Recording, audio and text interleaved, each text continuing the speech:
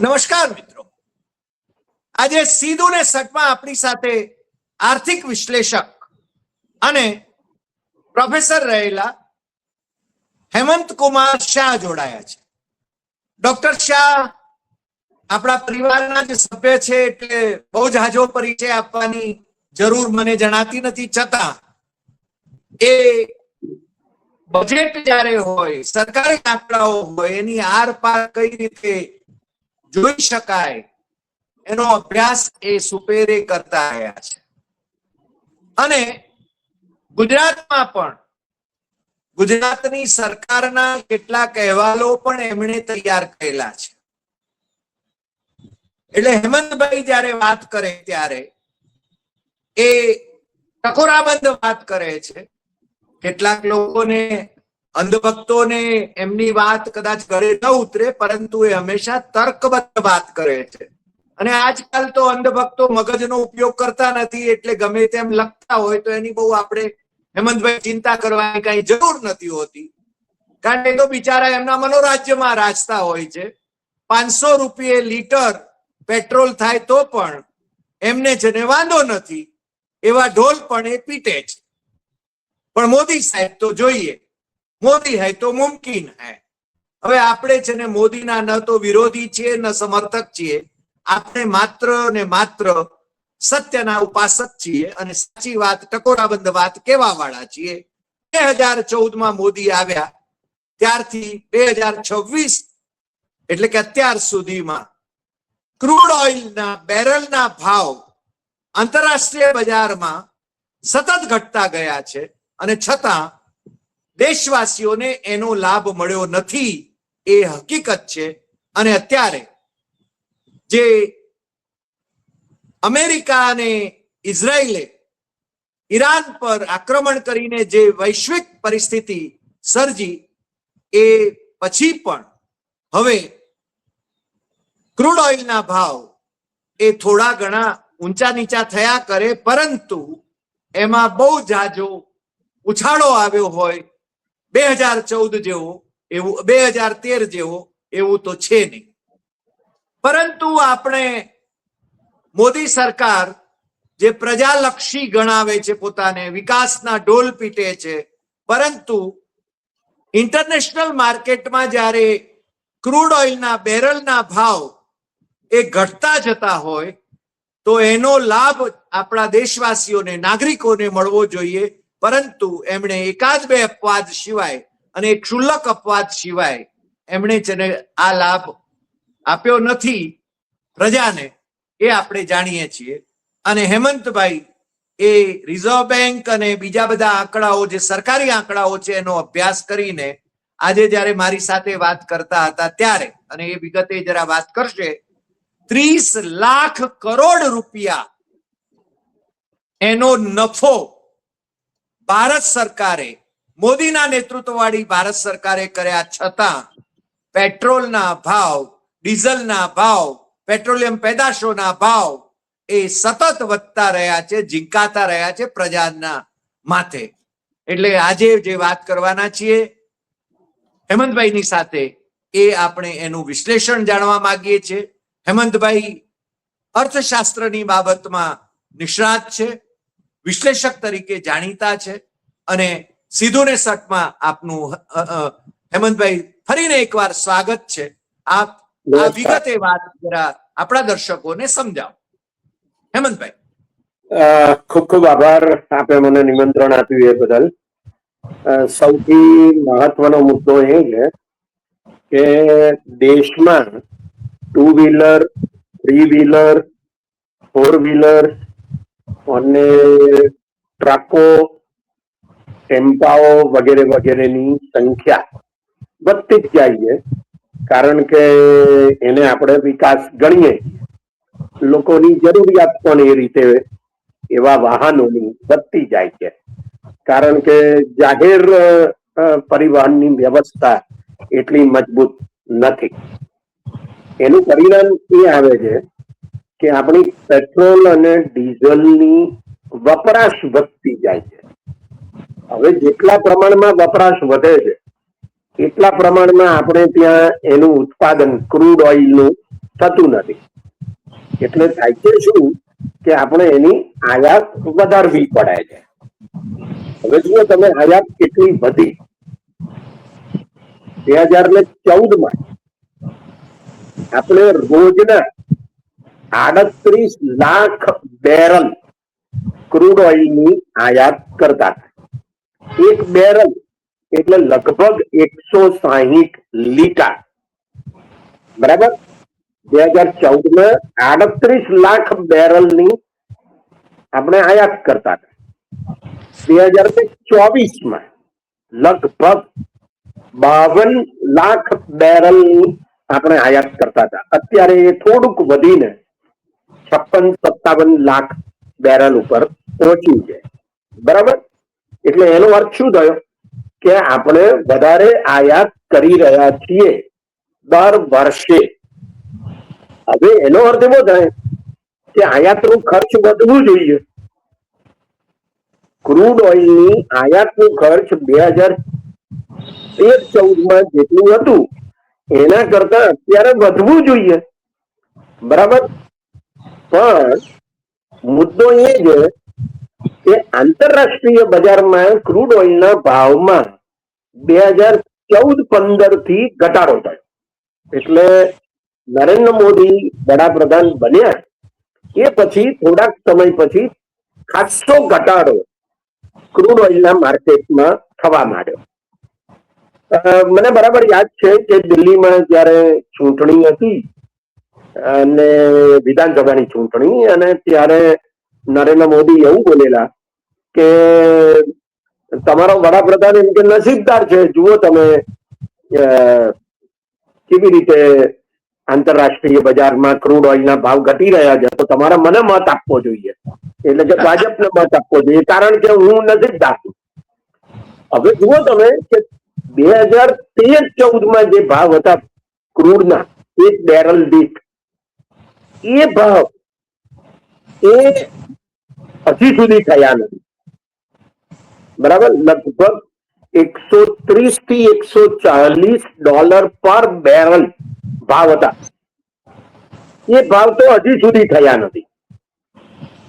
એનો અર્થ શું થયો કે આટલા બધા વર્ષો દરમિયાન 12 વર્ષ દરમિયાન ક્રૂડ ઓઇલના ભાવ 2013-14 કરતા, એટલે કે મોદી સત્તા ઉપર આવ્યા એ પહેલા જે ભાવ હતા એના કરતા ઓછા રહ્યા.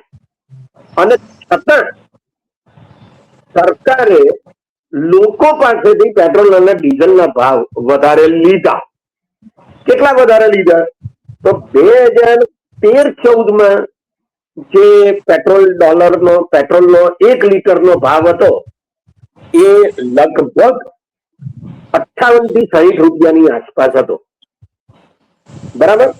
એ અત્યારે 101 રૂપિયાની આસપાસ થયો. એનો અર્થ એવો થયો કે લગભગ 60% જેટલા વધારે ભાવ અત્યારે સરકાર લઈ રહી છે પેટ્રોલ અને ડીઝલમાં. ખરેખર શું થવું જોઈએ? તો ખરેખર તો એ થવું જોઈએ કે 13-14 જે આયાતના ભાવ હતા તેના કરતા અત્યારે ભાવ ઓછા છે, એટલે કે આયાતનું ખર્ચ ઓછું છે, તો સરકારે ઓછા ભાવ લેવા જોઈએ. પણ સરકાર 60% વધારે ભાવ લઈ રહી છે. હવે એનો અર્થ શું થયો કે સરકાર લોકોને લૂંટે છે. આપણી સીધી સાદી ભાષામાં આવું કહી શકાય. જી, આ લૂંટવાનો જે શબ્દ છે એ રાજકારણનો નથી, એ ગુનાખોરીનો શબ્દ છે. એટલે તમે આને રાજકીય ગુનાખોરી પણ કહી શકો, કારણ કે આ સરકાર ખુલ્લે આમ કરે છે. આ કઈ ચોરની માફક રાતે આવીને કરે છે એવું નથી, એ તો દિવસે જ કરે છે. મને અત્યારે બહુ સરસ મજાની વાત યાદ આવે છે અને મને લાગે છે કે એ મારે કહેવી જોઈએ.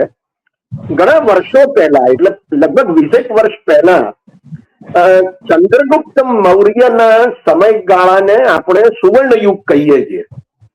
એટલે હું ઇતિહાસ વાંચતો હતો મૌર્ય યુગનો, અને એમાં ઘણી સારી વાતો હતી કે ચંદ્રગુપ્ત મૌર્યનું શાસન કેટલું બધું સરસ હતું. પણ એમાં એક વાક્ય એવું આવ્યું કે જે મારા મગજમાં ચોંટી ગયું, અને એ વાક્ય એવું હતું કે આ સુવર્ણ યુગ તો હતો, પણ એમ કે લોકોમાં એક કહેવત પ્રચલિત હતી. કઈ પ્રચલિત હતી? તો કે ચોરો રાતે લૂંટવા આવે અને રાજાના માણસો દિવસે. વાહ વાહ. આવી એક કહેવત સુવર્ણ યુગમાં, જેને આપણે સુવર્ણ યુગ કહીએ છીએ, એમાં પ્રચલિત હતી. હવે જો આ વિશ્વગુરુનો યુગ છે, એટલે આ વિશ્વગુરુના યુગમાં પણ રાજા તો દિવસે લૂંટે છે, આપણને 60% ભાવ વધારે છે એટલે લૂંટે છે એવું કહેવાય.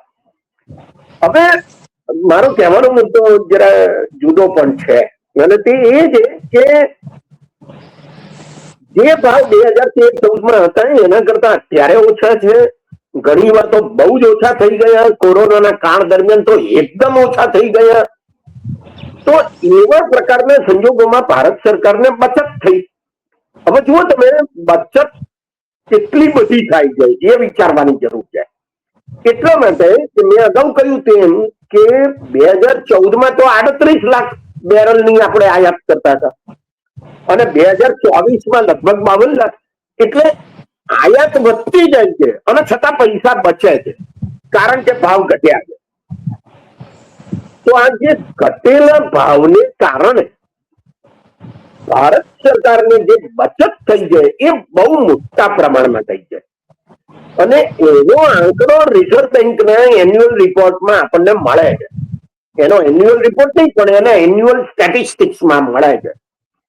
કારણ કે આ બધા આંકડા રિઝર્વ બેંકની વેબસાઇટ ઉપર તમે જોઈ શકો છો. બરાબર, અમારા ઘરના આંકડા નથી, રિઝર્વ બેંકની વેબસાઇટ ઉપર સત્તાવાર રીતે ઉપલબ્ધ એવા આંકડા છે. બરાબર, તો આ જે આંકડા છે તે આયાતના આંકડા છે અને એમાં બે પ્રકારની આયાત બતાવી છે. એક ક્રૂડ ઓઇલની આયાત, એમાં જેટલું ખર્ચ થાય છે તે, અને બીજું તેલ વગરની આયાત, એમાં બધી જ આયાત આવી ગઈ, એમાં જેટલું ખર્ચ થાય છે તે. એટલે આયાત, નિકાસ અને એ બે વચ્ચેનો તફાવત, એનો જે આંકડો India foreign trade in dollar એમ કરીને જે આંકડો આપણને મળે છે, એ આંકડો મને લાગે છે કે ખરેખર બહુ ચોંકાવનારો છે. તમે જુઓ કે 2013-14માં કેટલા લાખ કરોડ ડોલર, તો 16,47,703 કરોડ ડોલર નું ખર્ચ થયું. આટલું ખર્ચ 2021-22 સુધી થયું નથી. ભલે આયાત વધી, એટલે કે 38 લાખ બેરલની વધીને 52 લાખ બેરલ થઈ ગઈ, તો પણ દાખલા તરીકે 2021-22માં 16,18,105 કરોડ ડોલર નું આયાતનું ખર્ચ થયું. પણ એનાથી અડધું થઈ ગયેલું. દાખલા તરીકે 2015-16 8,29,000 ડોલર, 2016-17 8,69,000 ડોલર, 2020-21 8,26,000 ડોલર. તો આટલું બધું ડોલરનું ખર્ચ ઓછું થઈ ગયું. હવે એને તમે આ કેટલા ડોલર થયા કે જેની બચત થઈ, તો એ મેં બચત કાઢી. એટલે 2013-14 નો જે આંકડો એને સ્થિર ગણી અને પછી આ દરેક વર્ષનો જે આંકડો છે એને બાદ કરો તો એટલી બચત થઈ કહેવાય. એટલે એ જે બચત થઈ એ કેટલી થઈ? તો કે 38,530 કરોડ ડોલરની બચત થઈ. બરાબર, આ દરેક વર્ષનો આંકડો. હવે 2014-15માં ડોલરનો ભાવ હતો લગભગ 60 રૂપિયા, અત્યારે ભાવ છે લગભગ 96 રૂપિયા. હવે આ બેની એવરેજ, કારણ કે દર વર્ષે બચત થાય છે એટલે આજના 96 રૂપિયા એ ના ગણાય. એટલે આપણે એવરેજ કરીએ તો 96 વત્તા 60 એટલે કુલ થયા 156. તો એનો અર્થ એવો થયો કે બેની એવરેજ કાઢો એટલે 78 રૂપિયાનો ભાવ ગણીએ અત્યારે $1. તો આ જે 38,530 કરોડ ડોલર થયા, એનો જે રૂપિયા થાય છે એ કેટલા થાય? તો એ થાય છે 30 લાખ 30 લાખ કરોડ રૂપિયાની આસપાસ થાય છે.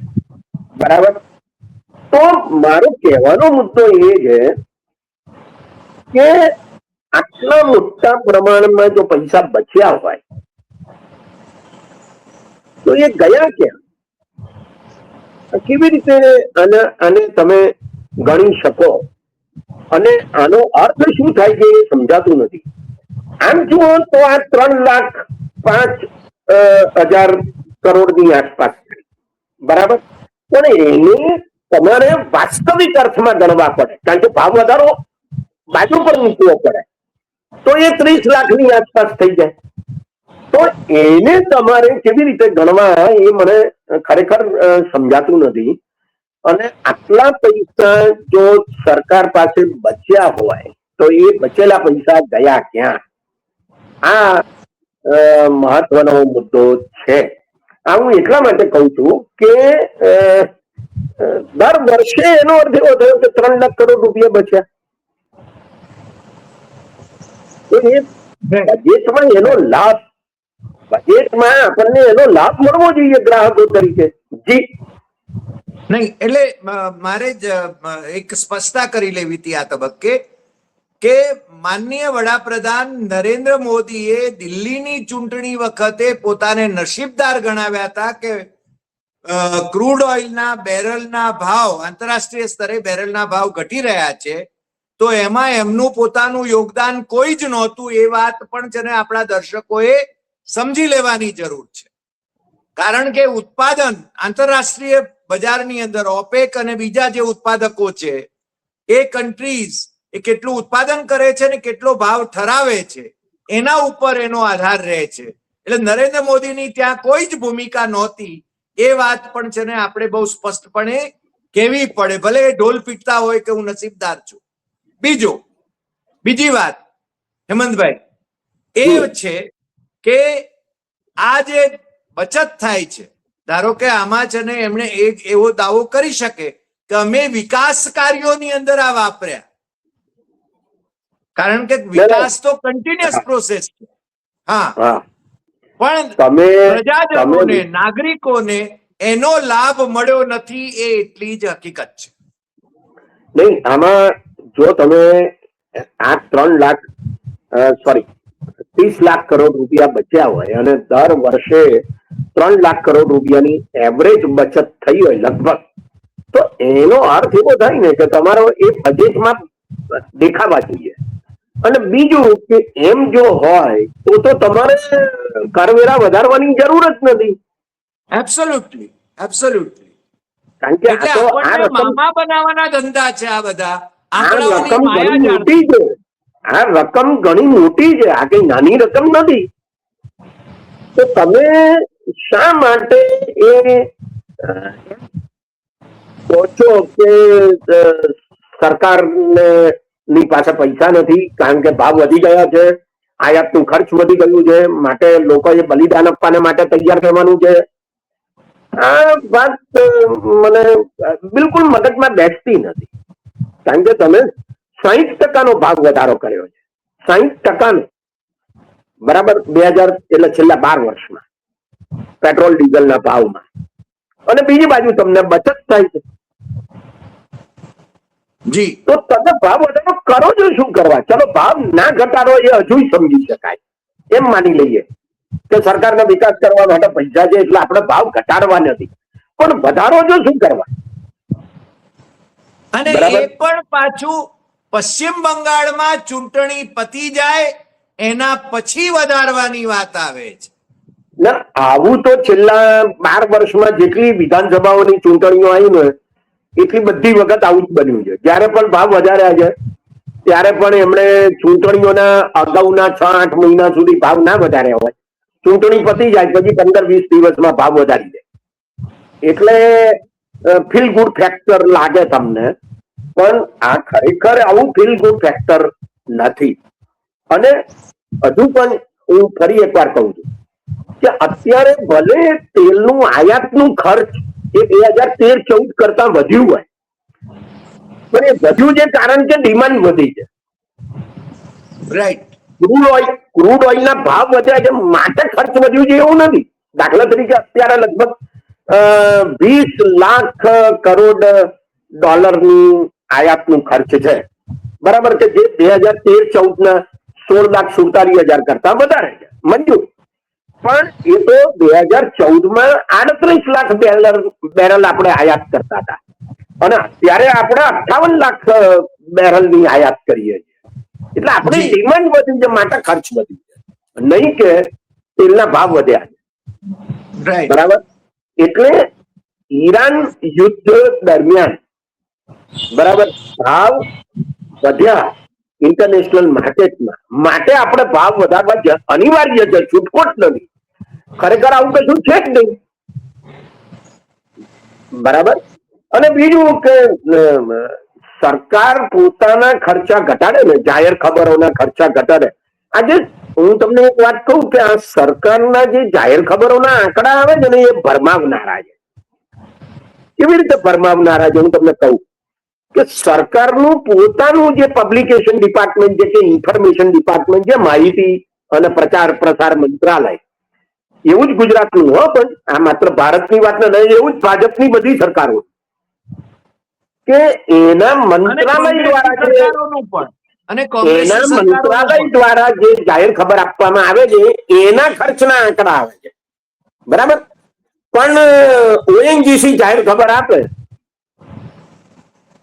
સરકારની જે કંપનીઓ છે 250 જેટલી, 250 થી વધારે, એમાં જે નફો કરનારી કંપનીઓ છે એ જે બધી જાહેર ખબરો આપે છે એના પૈસા તો આમાં ગણવામાં જ નથી આવતા. હવે એ બધા તમે ઉમેરો તો તમે એમ માનો છો કે પેટ્રોલ આઈઓસી ના પેટ્રોલ પંપ પર નરેન્દ્ર મોદીના ફોટા સાથે જે જાહેર ખબર છે એના પૈસા એ સરકારના મંત્રાલયમાંથી આવે છે? ના, એ તો આઈઓસી પોતે ખર્ચે છે. હવે આના આંકડા આપણી પાસે છે જ નહીં, આપણને ખબર પણ નથી કે આના કેટલા પૈસા છે. કારણ કે આવું તો તમારે 200 કંપનીઓનું શોધવું પડે. કોણ આ મહેનત કરે, કેવી રીતે કરે અને શા માટે કરે? એટલે તમને એમ લાગે કે 5,000 કરોડ રૂપિયાનો જાહેર ખબરનો ખર્ચો છે નરેન્દ્ર મોદીનો. ના, એ કદાચ 50,000 કરોડ રૂપિયાનો હશે.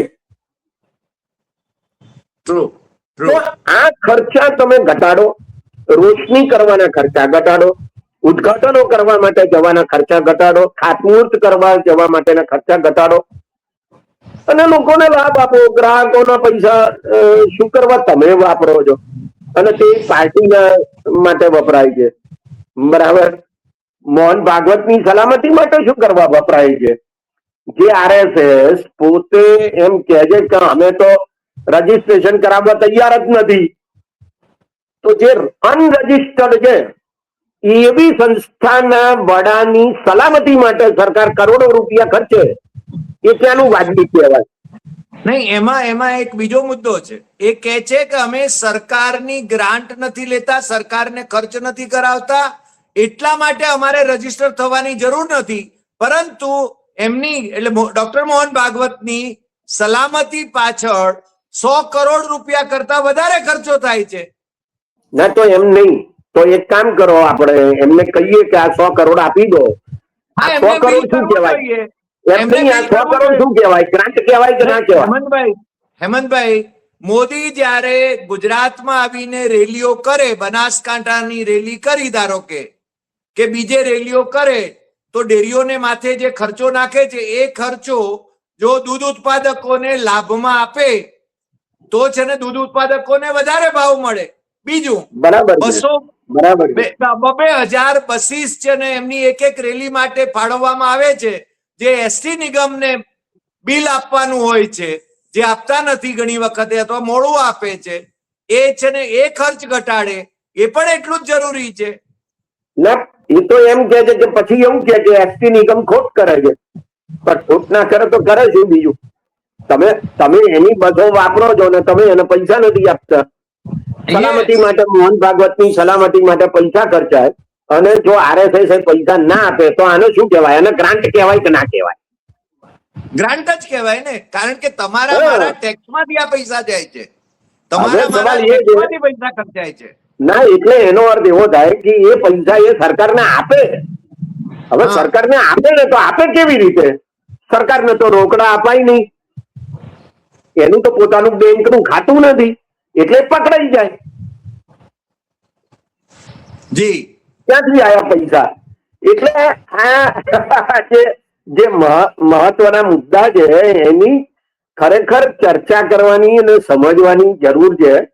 આ જે અત્યારે તેલના ભાવમાં જે ગડબડ ગોટાળા ચાલે છે એ મને લાગે છે કે બહુ મહત્વના છે. તમે જુઓ તો ખરા કે જ્યારે તેલના ભાવ વધી રહ્યા હતા આપણે ત્યાં લાઈનો લાગી હતી પેટ્રોલ પંપ ઉપર, બરાબર, આખા દેશમાં મોટે ભાગે ગ્રામ વિસ્તારોમાં, બરાબર. અને નરેન્દ્ર મોદી લોકોને સલાહ આપતા હતા કે તમે પેટ્રોલ ડીઝલ વાપરવાનું ઓછું કરો. એવા સમયે અંબાણીની રિફાઇનરીમાંથી ક્રૂડ ઓઇલની રિફાઇન્ડ ક્રૂડ ઓઇલની એટલે કે પેટ્રોલ ડીઝલની નિકાસ થતી હતી. યસ. આ કઈ જાતનું અર્થશાસ્ત્ર છે? હું અર્થશાસ્ત્રનો વિદ્યાર્થી છું, પણ મને સમજાતું નથી કે આ અર્થશાસ્ત્ર કેવા પ્રકારનું છે. આ બરાબર એના જેવી વાત છે કે આપણે ત્યાં બાળકો અપોષણથી પીડાતા હોય, મહિલાઓ અપોષણથી પીડાતી હોય, પુરુષો અપોષણથી પીડાતા હોય, અને છતાં આપણે ઘઉં ચોખાની નિકાસ કરતા હોઈએ. આને કઈ જાતનું અર્થશાસ્ત્ર કહેવાય? મને ખરેખર નથી સમજાતું અર્થશાસ્ત્રના વિદ્યાર્થી તરીકે. એનું કારણ એ છે કે એ અર્થશાસ્ત્રના સિદ્ધાંતોની બહારની વાત છે, એ પોલિટિક્સ છે, એ પ્યોર ઇકોનોમિક્સ નથી. હેમંતભાઈ, આ હાર્વર્ડ અને હાર્ડવર્ક વચ્ચેનો ભેદ સમજાવવાની જે કોશિશ કરે છે એ વાત છે.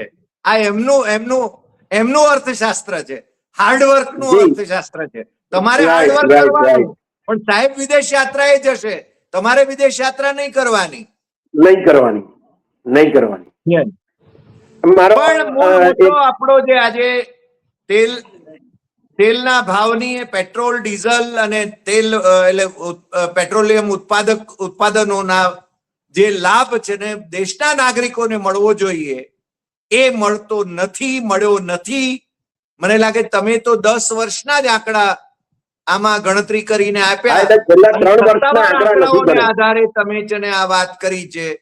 મને લાગે છે આપણા દર્શકો પણ એ ચેક કરી શકે છે, રિઝર્વ બેંકના આંકડાઓને ચકાસી શકે છે, અને એ ગણતરી તમે જે મૂકી છે એ ગણતરી યોગ્ય છે.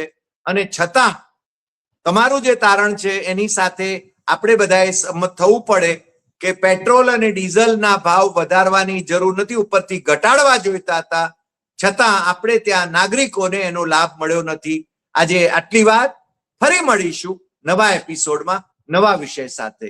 તમે અમારી સાથે જોડાયા એ બદલ તમારો ખૂબ ખૂબ આભાર, અને ફરી પાછા નવા વિષય સાથે આપણે જોડાઈશું. નમસ્કાર.